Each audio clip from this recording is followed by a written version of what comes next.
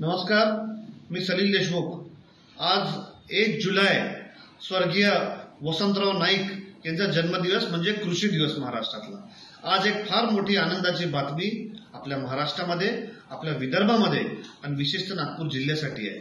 आज आपल्या नागपूर जिल्ह्यातील काटोल तालुका येथील संत्रा प्रक्रिया केंद्र जे गेल्या 15 वर्षापासून 2010 पासून जे न्यायप्रविष्ट होता, गेला कुठेतरी आज मार्ग मोकळा झाला आहे।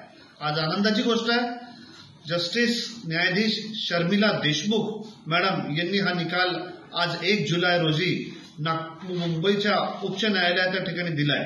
आणि आज आनंदाची गोष्ट, येणाऱ्या काळामध्ये आपला हा प्रक्रिया केंद्रचा मार्ग मोकळा झाला आहे। येणाऱ्या दिवसामध्ये चांगल्या पद्धतीचा रोजगार या भागामध्ये, एक संत्रा प्रक्रिया केंद्र व त्याच पद्धतीने संत्र्याच्या सोबत असणारे जे पदार्थ त्याच्यापासून बाय प्रोडक्ट्स बनू शकतात, त्याच्यासाठी एक चांगलं केंद्र त्या ठिकाणी आपल्या विदर्भामध्ये सुरू झालं आहे।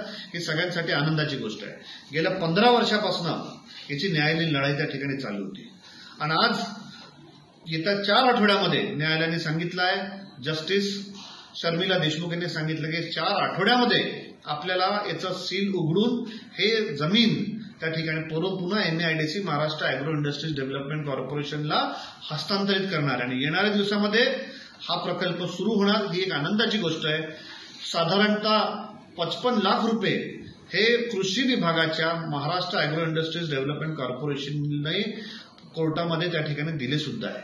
आणि येणाऱ्या दिवसामध्ये एक साधारणतः 10-15 कोटी रुपयाचा अधिकचा खर्च करून एक चांगला प्रकल्प आपल्या या विदर्भासाठी, आपल्या या महाराष्ट्रासाठी, नागपूर जिल्ह्यासाठी, संत्रा उत्पादक भागांसाठी, मग ते वरुड, मोर्शी, काटोल, कळमेश्वर, नागपूर या सगळ्या भागांच्या संत्रा उत्पादक, मोसंबी उत्पादक किंबहुना लिंबू वर्गीय यांच्यासाठी एक मोठं अनुदान ठरेल, याच्याबद्दल मला कुठेतरी दुमत वाटत नाही। गेल्या अनेक काळापासून आम्ही या विषयाचा पाठपुरावा करून राहिलो।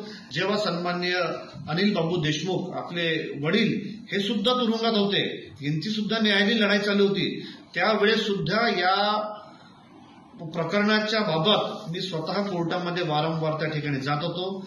5-6 वर्ष सातत्यपूर्ण पाठपुरावा करून, 5-6 वर्ष सातत्यपूर्ण या विषयाचा लढा देऊन कोर्टाच्या माध्यमातून आज आपली बाजू मोकळी झाली आहे। या गोष्टीचं अभिनंदन। त्या गोष्टीसाठी आज मी या ठिकाणी आपल्या सगळ्यांना याची विनंती केली।